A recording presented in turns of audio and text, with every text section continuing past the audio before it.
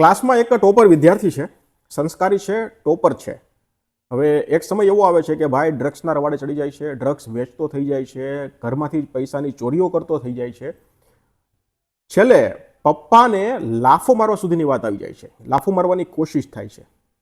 એવું શું થયું એ વિદ્યાર્થીના જીવનમાં કે અહીંયા સુધીની વાત પહોંચી ગઈ? આ બધું આપણને શીખવે છે. આવો એક મેસેજ આપતી ફિલ્મ આવી છે. ફિલ્મનું નામ છે સ્કૂલ ડેઝ. ફિલ્મની વાત કરીએ તો સ્ટોરી મેં તમને કીધી એ પ્રકારની છે. અત્યારના જેનજી કહેવાતી જનરેશન છે એના માટે છે, અત્યારના સમયને અનુરૂપ છે, કારણ કે ગુજરાતમાં અત્યારે દારૂ કરતાં ડ્રગ્સનું ચલણ ખૂબ વધી ગયું છે.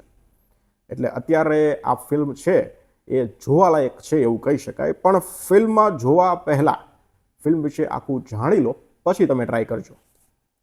આપણે શરૂઆત કરીએ ફિલ્મના સ્ક્રીન પ્લેથી. તો ફિલ્મનો સ્ક્રીન પ્લે છે એ એવરેજ પ્રકારનો છે. ફિલ્મનો જે મુખ્ય મુદ્દો છે ને, જે ફિલ્મનો મેસેજ આપવાનો છે ને, આનો મેસેજ કેવો છે એ હું તમને પહેલાં જણાવી દઉં કે અત્યારનો એક બ્રિલિયન્ટ સ્ટુડન્ટ બતાવ્યો છે, જે એક સંસ્કારી પણ છે. એ સંસ્કારી એટલો છે કે લોકો એને જ્યારે વિશ કરવા જાય છે, એને અભિનંદન આપવા જાય છે કે ભાઈ તું ક્લાસમાં પહેલા નંબરે આવ્યો છે, ખૂબ ખૂબ અભિનંદન, ત્યારે છોકરો એવું બોલે છે કે ભાઈ ભગવાનના આશીર્વાદ હતા, પછી મારી મહેનત હતી, આના કારણે આ બધું સફળ બન્યું.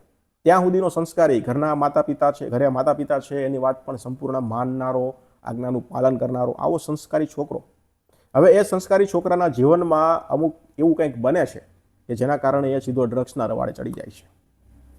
તો અહીંયા આપણને એ શીખવે છે કે પહેલાં તો તમે તમારી સંગતો છે એ સુધારો, અથવા તો તમે તમારી જે કંઈ સંગત છે, તમારા જે કંઈ મિત્રો છે એને પહેલાં ઓળખો કે ભાઈ આ વ્યક્તિ છે એ તમારા અત્યારના પેલા કહેવાય ને કરિયરથી કેટલો ખુશ છે. કારણ કે અમુક વ્યક્તિ હોય ને, અમુક લોકો હોય એ તમારા કરિયર માટે ચિંતિત હોય, તમારા મિત્રો જ હોય, તો એ તમને સલાહ આપે. પછી બીજો વ્યક્તિ એવો હોય જે તમારાથી અથવા તો પોતાનું કંઈક સારું કરવા માટે, કદાચ તું પહેલા નંબરે પણ પાસ થતો હો, તારું કરિયર ભલે ખરાબ થઈ જાય, હું મારું સુધારવામાં બેઠો છું, એવા પણ આપણા મિત્રો સર્કલમાં, ગ્રુપમાં કોઈક ને કોઈક હોય છે. તો એને તો પહેલાં ઓળખો. અહીંયા એક ખૂબ સરસ રીતે બતાવવામાં આવ્યું છે કે જે આ ભાઈને સલાહ આપે છે ને, એ ભાઈ જ આને એમ લાગે છે કે ભાઈ આ મને દબાવવાની કોશિશ કરે છે. અને પેલો ભાઈ જે ડ્રગ્સના રવાડે ચડાવવાળો ભાઈ હતો, એ તો ફક્ત ને ફક્ત એનું કામ કાઢવા માટે અથવા તો એનું કંઈક અહમ સંતોષવા માટે એ આ ભાઈને ડ્રગ્સના રવાડે ચડાવે છે.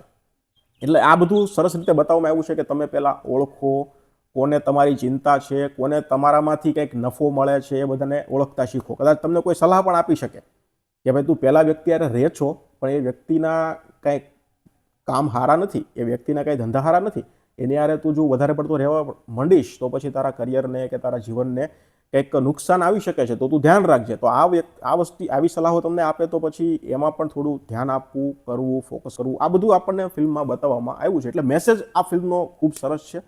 અને આ ફિલ્મ જે બનાવવામાં આવી છે સબ્જેક્ટ પર, એ સબ્જેક્ટ પણ ખૂબ સરસ છે. પણ ક્યાંક ને ક્યાંક આમાં ખામી એ રહી ગઈ છે કે જે મેસેજ આ લોકો આપવા માંગે છે ને, એ આમ ઉપરથી આપવા માંગતા હોય ને એવું લાગે છે. એનું કારણ શું?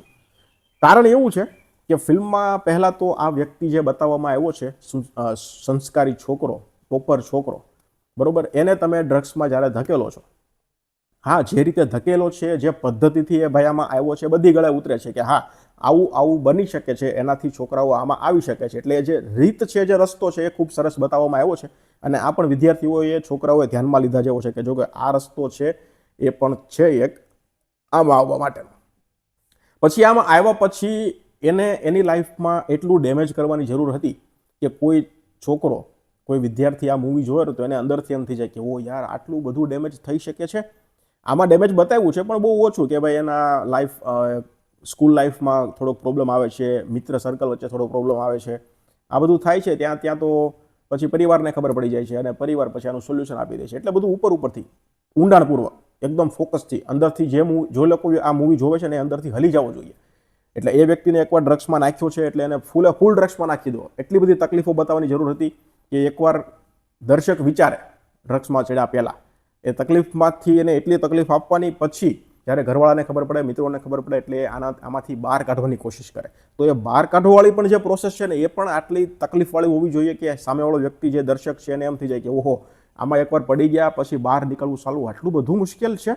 એટલે એ જે બહાર કાઢવાની પ્રોસેસ છે ને, એ એટલી કઠણ બતાવવાની જરૂર હતી.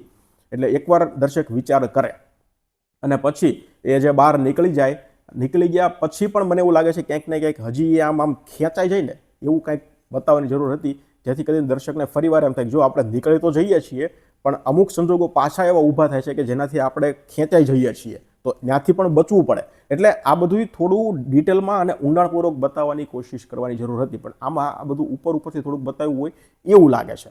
આ મેઇન પોઈન્ટ સિવાયનો જે કંઈ ડ્રામા હતો એમાં જે કોમેડી કરવાની ટ્રાય કરી છે, જે પેલા એના સર છે અને એના થ્રુ, તો એ કોમેડી જરાય નથી જામતી. એ ખૂબ નબળું લાગે છે અને ખૂબ ખરાબ લાગે છે.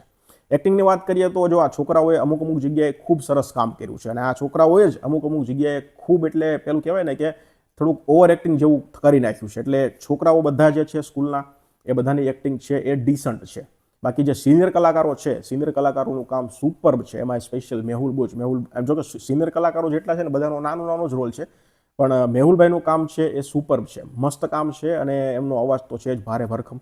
એટલે મેહુલભાઈ છે એમનું કામ સરસ છે, એમના પત્નીનું જે કામ છે એ પણ ખૂબ સરસ છે. બાકી બીજી વાત કરીએ તો અહીંયા એક જગ્યાએ છોકરો એવું કહે છે છેલ્લે એના મમ્મીને કે મમ્મી તારે પણ થોડું ધ્યાન રાખવાની જરૂર હતી, અને એના પપ્પાને પણ કહે છે કે પપ્પા તમારે પણ થોડું ધ્યાન રાખવાની જરૂર હતી. તો અહીંયા પણ એક સુંદર મેસેજ છે, પણ આમાં કેવું થાય ખબર છે, એ જે ડાયલોગ હતો ને એની જરૂર નહોતી. હવે એના મમ્મીને એવું છેલ્લે કહે છે મમ્મી જ્યારે મેં પૈસા ચોર્યા ત્યારે તારે થોડું ધ્યાન રાખવાની જરૂર હતી, અને ત્યારે તે મને રોકવાની જરૂર હતી. તો એ સમયમાં તમે જ અત્યારે વિચારો, એ છોકરાનો પીક સમય હતો, એ ધંધામાં ગયો, એ ખરાબ આદતમાં, એનો પીક સમય હતો. હવે ત્યારે કદાચ એના મમ્મી એને માર્યો હોત, બરોબર છે, 2 લાફા ઝીકી દીધા હોત, તો હું એ છોકરો સુધરી જાત? ન સુધરત. એટલે એ ડાયલોગ કાંઈ ત્યાં ફિટ નથી બેસતો. સોનીનો પણ એક નાનો એવો રોલ છે, એનું કામ પણ સરસ છે. એક્શન સીનો આમાં જરાય સારા નથી લાગતા. શરૂઆતમાં જે એક્શન સીન છે આમ તમને એમ જ લાગે કે બધું ફેક જ છે.